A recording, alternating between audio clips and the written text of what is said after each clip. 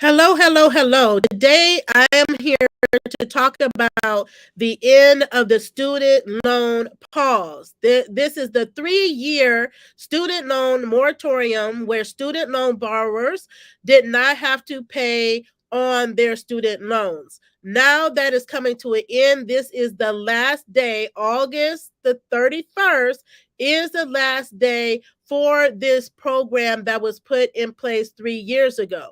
After today, we can expect student loan borrowers to see that interest will start to accrue starting tomorrow, and the first payments on your student loans will become due in October. So I am here to educate student loan borrowers on what you need to know, what actions you need to take to make sure that you are lowering your payment options and that you are getting closer to forgiveness. So if you're in a situation where you've been defaulted, you need to consolidate, you need a fresh start, you're in forbearance, you're in deferment, you're trying to get into a payment plan, or you're trying to get forgiveness, this video is for you. There are millions of student loan borrowers right now that are worried about what is going to happen once the student loan pause ends, that payments become due at a time where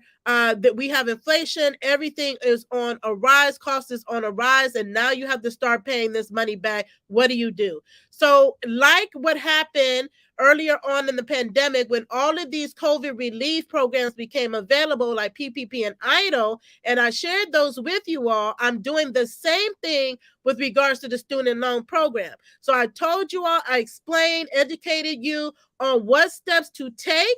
And I'm going to do that with the student loan forgiveness programs in a series of videos. Okay. It is up to you to take swift and timely action necessary to make sure that you can manage your student loans and that ultimately you can get forgiveness. If you don't know, the Biden administration has has already forgiven over $116 billion in student loan debt. So you may be like asking yourself, you're seeing people around you saying that their loans are getting forgiveness, and many of you are asking, okay, how are they able to do this? Like, how do I get my loans forgiven? Well, understand that there are several student loan forgiveness programs. It is not just the one time forgiveness that was up to $20,000 that was shut down by the Supreme Court. Know that there have been massive improvements, sweeping changes made to all of the different student loan programs, all of the forgiveness programs, all of the repayment programs that are going to make it easier and more manageable for you all, for us as student loan borrowers, to manage our student loan debt, to be able to get out of debt and get that debt forgiven. So I am Shantae Arati. Welcome to She Boss Talk. Those of you that are new, we welcome you in. Let us know who you are, where you're hailing from, and what your business is. We have so many entrepreneurs and small business owners that are struggling with student loan debt. And that struggle not only impacts your livelihood, it also impacts your business. Okay. So just think about the fact, if you're able to get rid of student loan debt that you've had, that you've been burdened with, that this is what this series is going to do. Now, you will see on the screen and in the show notes, you will see that there is a student loan forgiveness workshop. I held this workshop live, and I have made the replay available for you. It's a 2.5-hour workshop where I walk through every single scenario, every program, every repayment plan, every forgiveness program. And I tell you step by step what you need to do in order to either get into the program or be able to get forgiveness through the programs that are available. So in this particular in this video, I'm going to focus on the on-ramp period. I'm going to talk about the new save plan. I'm going to talk about the importance of getting off of forbearance or deferment if you're one of those that is in forbearance or deferment. And then I'm going to discuss one of the latest forgiveness programs due to a settlement under the Biden administration that is going to discharge the debt for those that attended a university. So these things have been happening for students that were defrauded or the school may have closed. These have been instances where student loan borrowers have had their loans discharged automatically. So you need to know that these programs exist. If your school is one of those that are eligible for you to be able to get your student loan discharged. So there's forgiveness, discharge, and cancellation is really all of the same thing. It means that you no longer have to pay your student loan debt. Is taken care of. Okay. So with that said, I'm going to get started. If you can do me a favor, give this a thumbs up, subscribe if you haven't already, and share out this video. Tag someone that has student loan debt. I'm going to tell you, as soon as we get forgiveness, I announce, people are like, what happened? How do I get it? Where's the information? I'm sharing this information with you all. I've been sharing with you. Every time there's an update, I'm going to continue to share it with you. But again, it's going to be up to you to take action.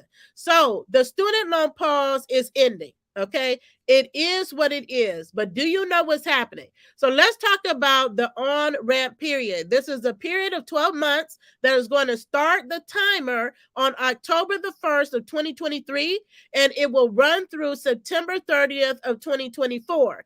This is this is a period of time that the Biden administration and Department of Education have put in place that your loan servicers are aware of, that is going to help with rolling out ending the pause and allowing borrowers time to repay on their student loans. So we have an on-ramp period. So that, what does this mean? There's certain benefits to this program. It means that if you don't pay, right, you're not going to be subject to some of the negative outcomes that you normally would. Okay, so some of the benefits of the on-ramp period includes your student loans will not fall into delinquency or default for 12 months. So this doesn't mean don't pay on your student loans. You definitely want to take action. But if you're in a situation where you can't afford your student loan payment, then if you cannot during this period, you will not fall into the delinquency or default. Missed payments won't be reported to the credit bureaus. That is important. So we know how many people struggle because of poor credit scores, negative accounts that are on their credit report. This has a negative effect on your ability to be able to leverage credit the way that you want to. So that is a really important benefit that is not going to be reported to the credit bureaus, meaning that it's not going to have a negative impact on your credit report. Credit scores won't drop as a result of missed payments. So typically, if you are not making payments, if you're missing payments, that will have a negative effect on your credit score. It will not during the ramp-up period. Again, the ramp-up period is a 12-month period that is going to start October 1st of this year and run through September 30th of next year, which is 2024. Okay, missed payments will not be reported to the debt collection agencies, which can garnish or withhold refunds, wages, or Social Security benefits or more. This is important because there's many of you all, there's 7.5 million of you all that before we went into the moratorium took effect, you are already in default. So I'll talk about that in a minute. So those of you that are in default have an opportunity to be part of the Fresh Start program and get out of default, okay? And enter one of the repayment plans or forgiveness plans that are available. During this period, unpaid student loan interest will not capitalize. This is so key because this is one of the biggest hindrances to student loan borrowers is the overcapitalization of the interest that balloons the payments, where it makes it near impossible to pay off your student loan debt. So, or it will be added to your principal balance, and after the wrap up expires, this prevents you from eventually paying interest on a larger amount. Now, here are some of the drawbacks to the wrap up period. This is why you want to, if at all possible, pay or get onto a payment plan where your payment could be zero, just depending on your personal circumstance. So, some drawbacks: interest still accumulates, increasing the amount that you owe. It will not be capitalized, though. Missed payments will still be due when after the wrap-up period expires, and there's no progress towards forgiveness under the income-driven repayment program or the public service loan forgiveness programs. Okay, so but there are many benefits. So if for the most vulnerable, right, that this is a benefit to you to know that, okay, wow, I don't think I'm going to be able to meet the requirement. I'm not going to be able to pay in the first few months. They're giving you 12 whole months to take action and get into a program that will make your payments lower or next to zero, again, depending on you and your circumstances as a student loan borrower. So again, this is the on-ramp period that we're talking about here. Now, next is the income-driven program. So one of the big problems before the sweeping changes is that the servicers, your student loan servicers, so you need to know who your student loan servicers are and be in contact with them. One of the biggest problems is that the servicers were driving you towards forbearance and deferment instead of an income-driven repayment plan, which is also one of the biggest student loan forgiveness plans. So under these plans, your student loans can be forgiven at the 20-year mark of making payments, or at the 25-year mark, depending on the program you're in, and depending on if it's an undergraduate loan or a graduate loan. So in my workshop, I actually have a chart that breaks all of this down, so you know, depending on which program you're in, where you fall in that regard. That's why we've just seen all of these automatic, the 800,000 that have had these automatic forgivenesses, because they had already surpassed the 20-year mark or 25-year mark, but their student loan forgiveness was never processed. So that's why that was made automatic, and every 2 months, we will see those that meet that threshold will see their student loans discharged. But it cannot happen if you are not under the income-driven program. So what you want to do, if you are on forbearance or a deferment program, what you want to do is reach out to your loan servicer. Okay, you want to apply for an income-driven plan, and my recommendation is applying to the SAVE plan, which is a Saving on Valuable Education. This is the newest program, and it is the most affordable program for student loan borrowers, and it has so many benefits, all that have not been recognized, but that will be rolling out all the way until 2024. And so I walk through the entire program in our workshop, so you know exactly what it is, and you can make a determination which repayment plan is best for you as a student loan borrower. So whether it's you or you have children that are just graduated from college that are trying to figure out what to do with their student loans, it applies to every student loan borrower. If you are on forbearance, don't stay there, because that is not getting you any closer to forgiveness. Yes, your balance is at zero, but you still are acquiring interest. You want to get into a plan. And so say, for instance, on that same plan, you have a zero balance, so zero payment that you owe, but now you're in the income-driven plan that is giving you closer to forgiveness. Okay, so that's the difference. Your servicers be supposed to be leading you towards the income-driven programs. Now, again, the SAVE plan to me is the best plan available. You can find information on your student loan. You can find information on all of these the repayment plans and forgiveness plans on studentaid.com, okay, or .gov, studentaid.gov. So why is this important? Again, you want to take quick action because payments are going to start in October.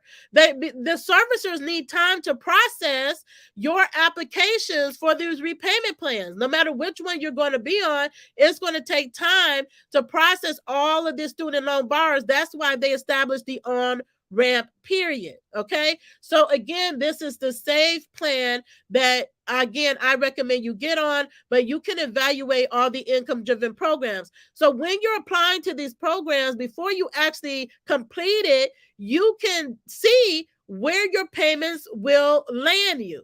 So when you're going through the program, you can say, okay, I'm applying for the SAVE program. What does that look like for me? So for me, okay, it was significant because before my payments were near $1,000 per month. Okay. So near $1,000 per month.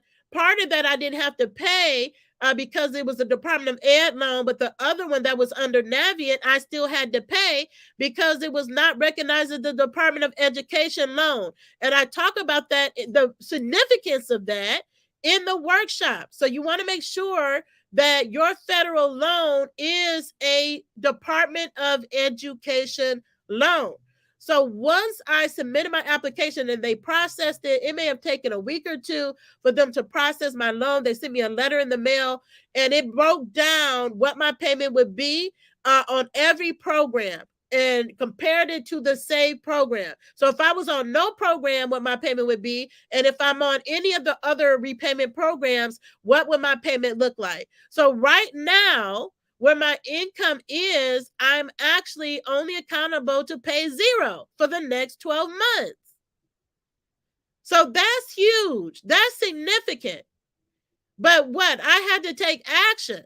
I first, because of the type of loans I had that would not qualify, and I did research. So I did the research so I can explain to you all that you may think your loan is eligible for a particular program and it may not be eligible for particular programs. There may be something you need to do. You may need to consolidate in order to be eligible to take advantage of these programs, because it needs to be a Department of Education loan. Because depending on when you graduated and when you took out the loan, there have been changes along the way, and most of them you probably don't even know about. Okay. Because if you don't call and actually go through a list of questions and get those answers, you would never know. So I actually spent hours and hours going back and forth with the Department of Education and my servicer to get really super clear on what my loans were and why they weren't eligible for particular programs, and then what I needed to do so that I qualify.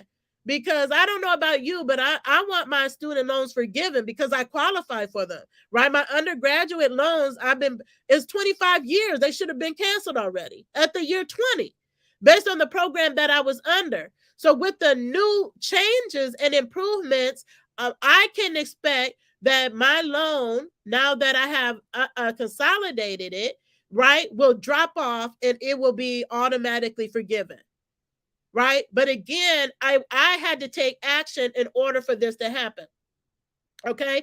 So again, that is the SAVE plan. If you are on forbearance or deferment, or if you're not on any program, maybe you've just been paying it outright or on some other program, again, you want to get in onto an income-driven plan. And my recommendation is the SAVE plan.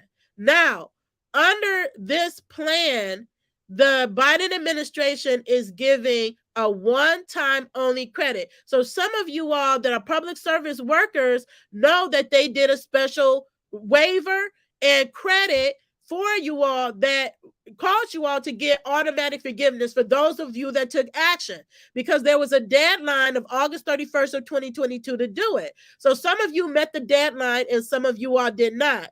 For those of you that didn't, you now have an opportunity to benefit from this new one-time credit under the income-driven repayment plan. Okay? But it's a one-time credit. What does that mean? They're going to give you credit adjustments towards your forgiveness for time that you weren't even in the income-driven program. Now, there was a lawsuit filed and it was challenged, right? So know that there are people that don't want these improvements to take place. They don't want us to get forgiveness, but the fight continues on. So the program is still up and available. They're processing this. Automatic forgiveness is coming, right? Every 2 months, since they just updated the IDR program and they issued the forgiveness for those 809,000 people that have gotten automatic forgiveness, loans wiped out. Okay. But again, you have until December 31st. Please mark this date and make this date known to anyone that you know that has a student loan. You need to go to studentaid.gov and make sure that your federal loan says is the Department of Education loan. If it does not say that your loan is a Department of Education loan, you need to then consolidate. So that brings us to consolidation. You need to consolidate your loan into a Department of Education loan. That will then be under a Department of Education loan service provider. If you do not, you will not be able to benefit from this one-time credit adjustment that can literally get you forgiveness in the next 2 months, right? Depending on where you are, or in the next year, depending on where your loan is and where you are in the forgiveness process, right? Because you can qualify for multiple programs. Like, again, if you're a public service worker, you qualify under both programs and you can benefit from the credit that can get you closer if you're already at your 10-year mark to get you forgiveness. Or maybe if because of where you are, maybe it's 5 years, you're 5 years away, but because you're going to get all of the credit adjustments, then you're going to be brought to your 10 years and then you're going to have your student loan forgiven. But you have, again, you have to consolidate. So I would not wait till December 31st. I didn't wait. I did it as soon as they said I was able to do it. As soon as I saw that this was a requirement in order to benefit. And I learned that my student loan with Navient is not a Department of Education loan. And in the workshop, I actually explained about how Navient came to get our loans and how that changed how our loans were identified and disqualify us from a lot of the benefits, including the one-time forgiveness that was up to $20,000. So that didn't apply. They removed the ability for Navient type loans that, although they were federal, they're held with a commercial servicer, which is another word for a private servicer.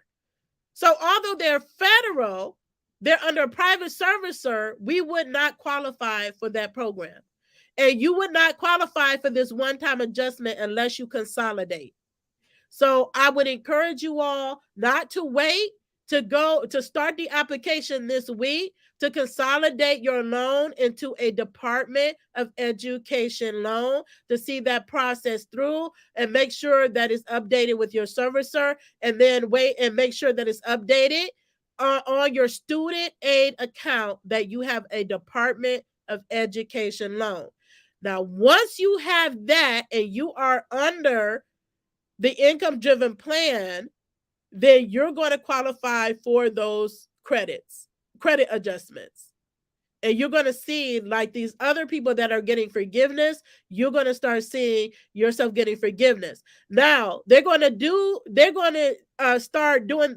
doing the automatic forgiveness every 2 months until mid-2024, at which time they should have up the counter.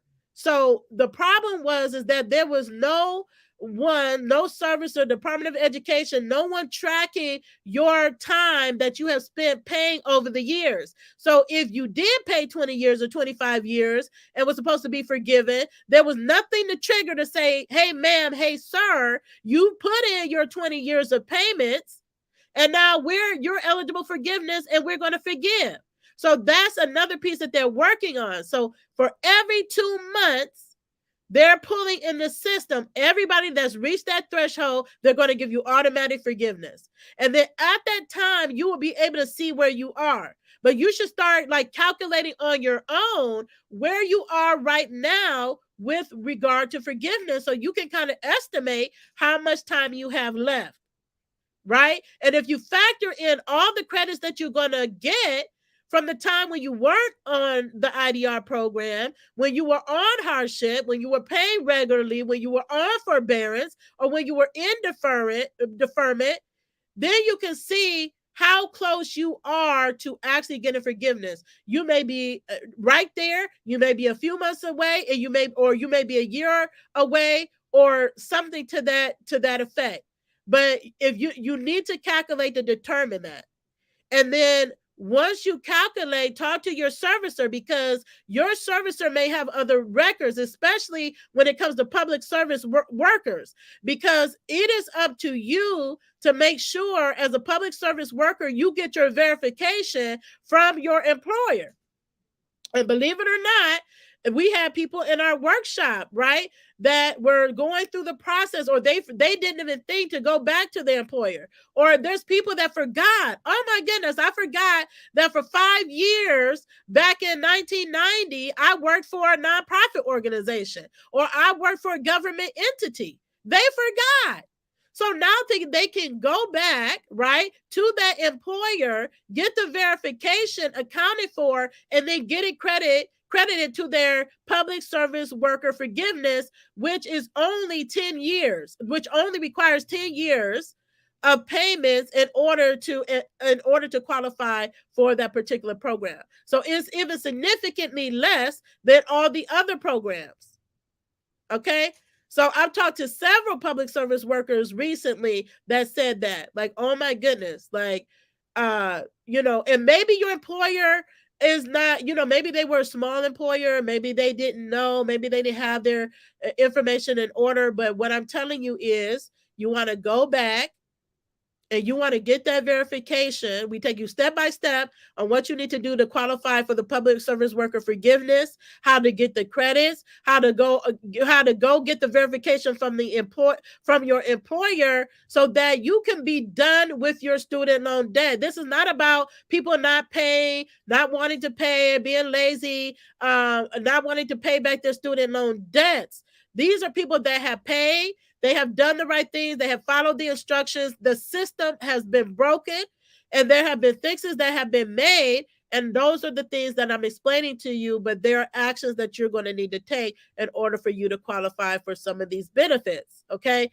Because there, again, are several type of programs. You need to know the program that is the best fit for you and where you are with your student loans. I even have my nephew just recently graduated for college and wants to know, what does he need to do as far as his student loan debt? So now he's out in corporate America. He has a job, but he has the student loan.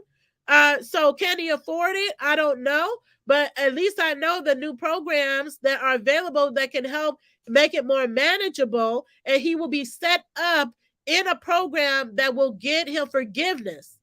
So he's not just on forbearance or just paying, and it's not getting him any closer to having his loans forgiven after he's reached that point that he's able to do so. Okay, so everyone is different, but like I said, this is going to make your payments more manageable, and it's going to get you closer to forgiveness. So again, let me recap what I focused on today. Again, I'm going to be doing a series. So if you have questions, please put them in the comments.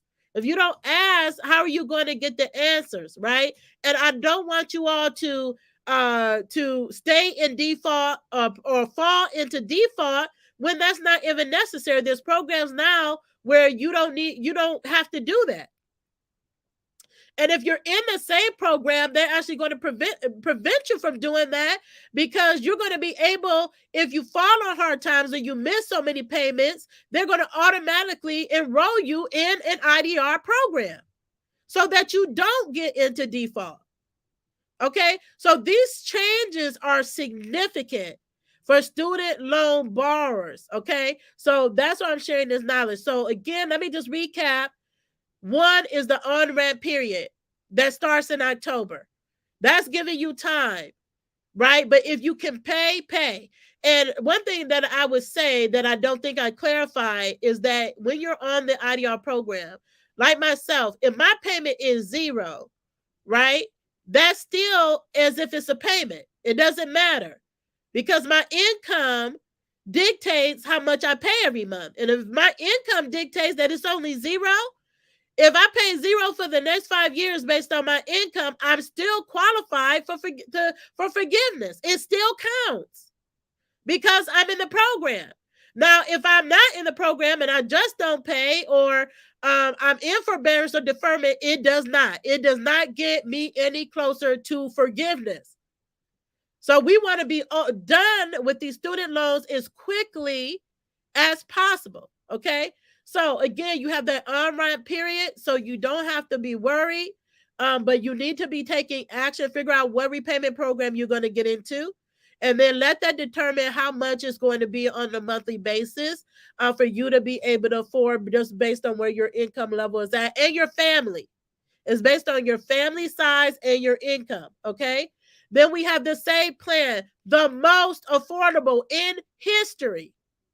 Is the Sept program. It's easy to sign up for. If you were on the revised repayment plan, you have automatically been enrolled in the Sept plan. So you just need to double check that, right? And you will get a letter from the Department of Education and your servicer about these changes with your student loan. So if you've already been enrolled, you will get a notification that you've already been enrolled in the program. You should see many notifications that have gone out, that will continue to go out, to tell you about the plan, explain to you the benefits of the plan, and where you can apply for the plan. Is really super easy and simple to do so. The next is the consolidation. This is important. This is for federal loans, and it's not all federal loans. It must be categorized as a Department of Education loan. Even when it comes to the Sept plan, I found out that some of my Department of Education loans did not qualify for the Sept plan because of the year I took out the loan. So I would not have known that had I not called and asked. So that's why I had all of my loans consolidated, all of them, so that all of them will qualify under this plan. Both all my undergraduate and all of my graduate loans will qualify under this program. I had them all consolidated, and that process, like I said, took less than 2 weeks to be able to do it.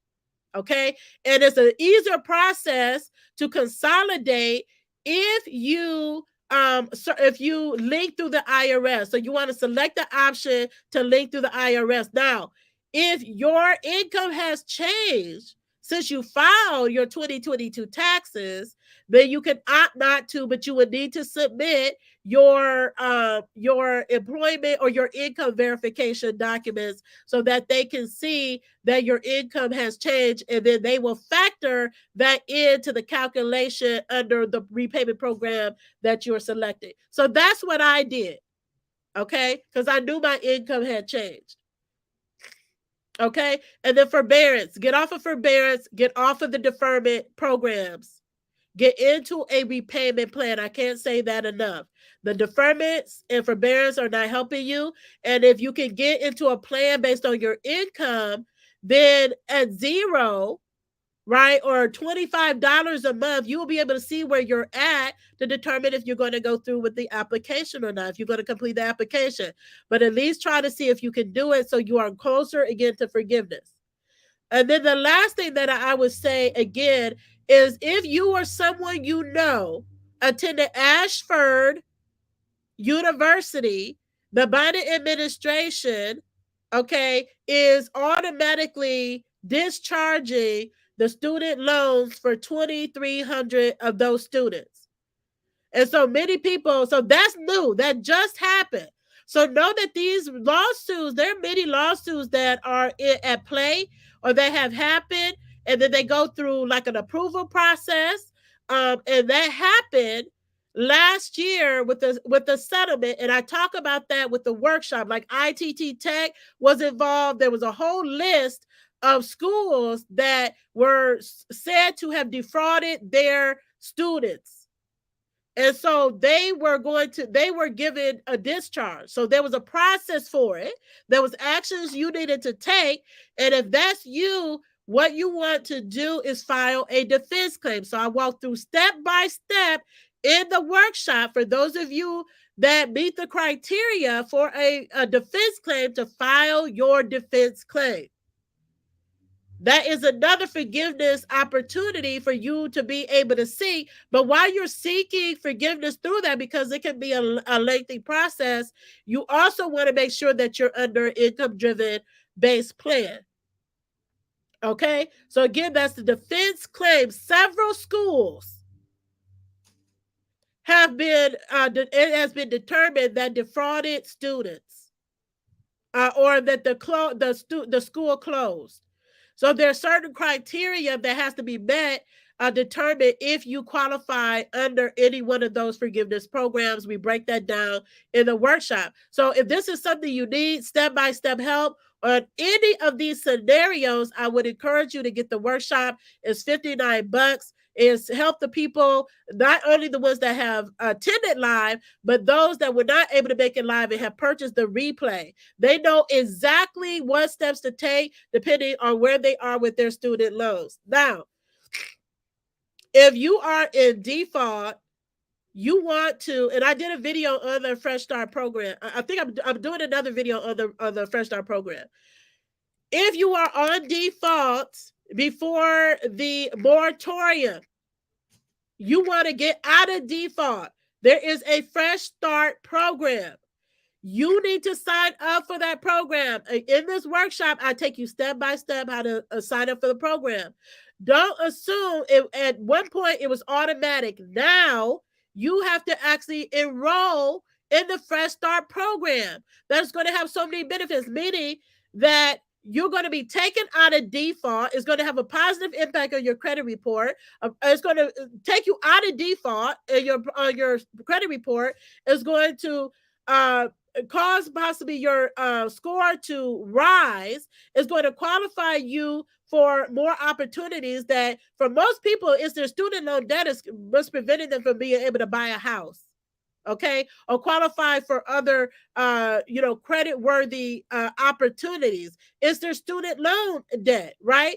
If you are in not only in default, some of you all's wages were garnished. So someone asked me, I'm not only in default, but they were garnishing my wages before the moratorium.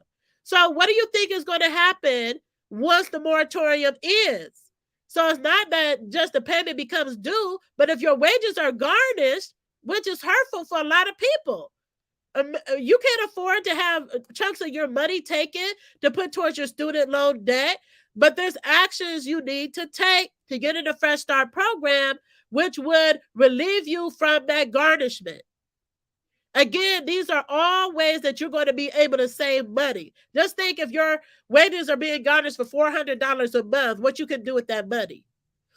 So instead of it going to, garnishment, is going to come to you to be able to, put towards your rent, your house, your children, your school, whatever it is that you want to do is going to be able to do that. Okay. And then the last thing that I would say again, because I'm going to do a series, there's so much information that I can't give it all in one setting. Okay. But one thing that I do want to mention, and I'll try to mention this in every video, is that if you are someone that is working on a job, what you need to do is go to your HR department or benefits department. You want to ask about their employee assistance program. Their employee assistance program. Many employers like mine, before I left corporate America, had a program where they had a tuition reimbursement.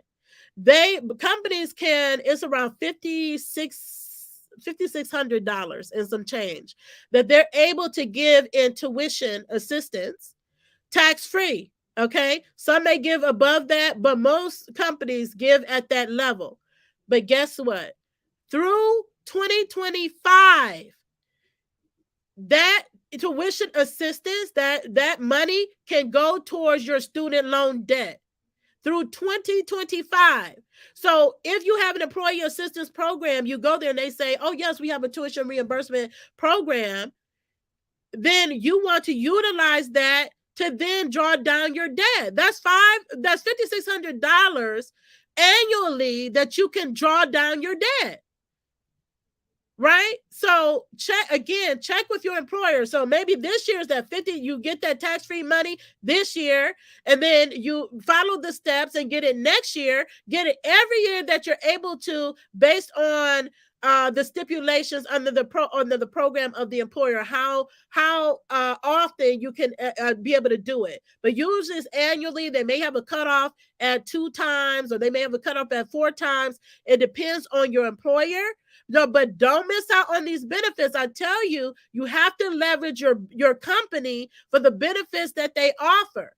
And they're oftentimes not advertising it. I know they didn't advertise it when I was there. I had to go seeking and finding it.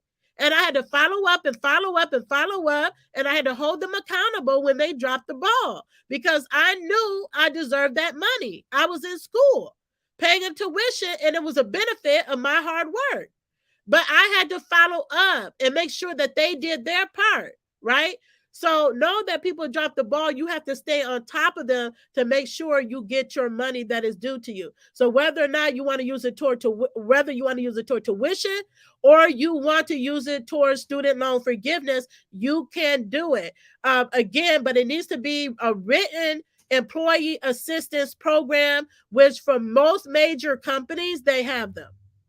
And more companies are bringing on programs just like this to be more competitive, because they know that it is a huge request and challenge for their employees. So they want to be competitive. So like I said, even if they don't offer it, ask them to offer this as a benefit, right? Depending on what company you work for, if they can afford it, they can look into it and see if this is something that they can offer to you. Again, there are so many options that you can utilize to be able to draw down your debt, your student loan debt, while they're rolling out all of these other programs. So again, stay tuned for more information, because I'm going to make this a series. Basically, every day there's new changes. Again, they're still under the same SAVE program. They have benefits that are rolling out all the way into 2024. And so I will be discussing all of those upcoming benefits that you can anticipate as you all are getting forgiveness. Please let me know. Let me know. You can send me an inbox me, shoot me an email. This is what people are doing when they get their email that they got it forgiven. And make sure that you are checking your emails. I can't say this enough. When I said this in the last video, 2 of the ladies found their letters in their spam folders. So check your inbox, check your spam folders, and when your servicers of the Department of Education are requesting information from you, you want to act swiftly, because if you don't miss the deadlines, you're going to be out of luck. Just like the people that missed the deadlines for PPP and EIDL and unemployment and the restaurant revitalization grant and the SVO grant and the other grant programs, you don't want to miss out on this opportunity to for student loan debt relief.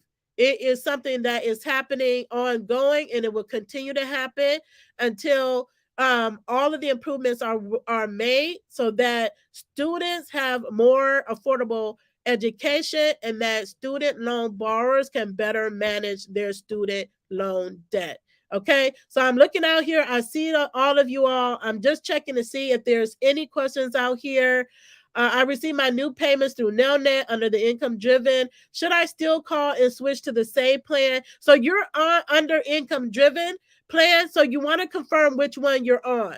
Again, I recommend the SAVE plan. So if you were on the The revised repay has been automatic. You just want to check with them. And you can, if you're on another one, you can opt to apply for the same plan. Just when you're doing it, just check with them to see what your payment would be. But it's definitely, when I did it, it was much significantly lower than any other plan. Also, I'm not sure which income driven plan they transferred to me. They will tell you. Call them. Call your servicer. Just ask them. They have that information. Okay. If I'm not in grad school currently and deferred, do I apply for income based payments? Okay, so you're not in grad school currently. Does that mean you were in grad school?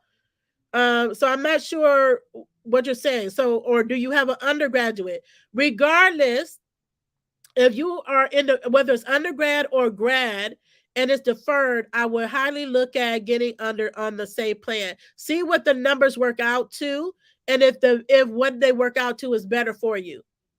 Okay, so you think deferment, all deferment is okay, I can't afford it, is the payment's going to be at zero, but the interest still is still calculating, it accumulates, right? So we want to get you where you're going to get closer to forgiveness.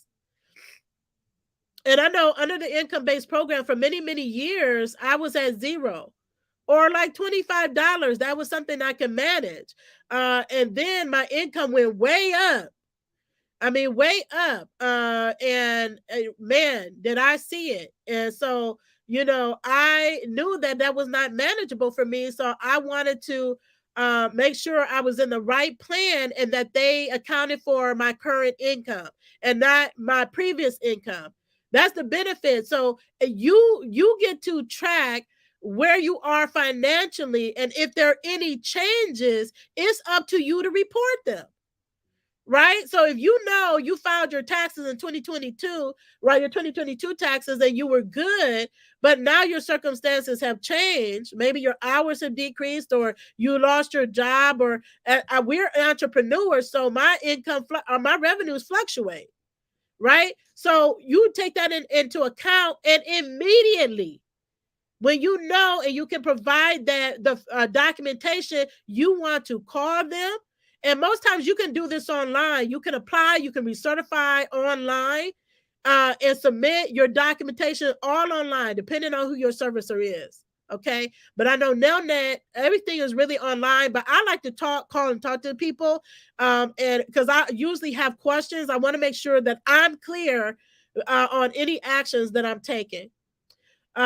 So she says, I have another 2 years of graduate school, and I have worked at a nonprofit for 2 years. So when if you work for a nonprofit, there's also benefits to working not just for nonprofits, but in low income areas. I break all of this down for certain industries. If you work in urban areas, low income areas, that you may qualify for forgiveness program, certain benefits, right? If you've been in the military, if you serve as a police officer or a firefighter, or if you are a lawyer that works in urban areas, or a teacher, there are other programs that you can benefit from. But guess what? Many people don't even know, or you didn't even think to record, get your records from when you worked. This is happening every day. So you can go back, go grab that information from your employer. Every employer you get it while you're there, have them sign off. And if you're there is a public service provider. There's a specific provider, begins with the M, and they handle all public service worker forgiveness. Right? All those applications, and they verify your years, they verify your employment once you submit your certification, and then they add it so that you can know when you're hitting your 10 years. Okay? Does volunteering does not count. So you had to have, someone asked about if they're the founder of the nonprofit. Well, you have to be a full-time worker in your nonprofit. So are you a full-time worker? Are you on payroll, working full-time? And then if you are, and I would highly recommend that you do that. If you are full-time in your business, you need to have that on record, and then be able to certify that indeed you are working full-time on behalf of the nonprofit organization. Okay, so that's what I would recommend. And then also, if you have questions, ask your servicer, right? So we even give you the tool that you can verify if your employer is or is not a qualifying employer for the public service worker pro forgiveness program. It's a tool. You can just plug it in, and it'll tell you. Okay, so if you're not sure, utilize the tools that we've made available for you to double check. And again, many of you are going to find out that in the matter of months or in the course of the next year, your student loan debt will be either completely gone or significantly decreased. And it's been happening every day across the board. And I'm so happy and excited for those that are constantly reporting that they got forgiveness and they've gotten forgiveness under the many different programs there are. And again, there are many, and you may qualify for multiple programs that are available. There may be a situation where you can't double dip, like similar like to PPP, what they had in place, where you can double dip for the same time, but you still get credit towards the forgiveness. So again, the workshop is going to be very valuable to you. If you need it, please go share it with someone else that need it, because everybody is not knowledgeable to navigate the process. They don't always understand, or they don't know the steps to follow. I go in detail. There's nothing that I miss in this workshop. I walk through every single program, all of the issues, how to get out of default, how to get into the restart program, how to consolidate, how to get in every income driven program, how to get into what are the steps for every forgiveness program is in the workshop. So it can benefit every single student loan borrower who still have existing student loan debt. Okay, so stay tuned for next week. Again, this will be a series. I'll come on, and please drop your questions in the comments. I will circle back to answer them, and I'll answer more when I'm back next week for the next video. Thank you. As always, continue to be the boss with Amplify Impact. Have a great day.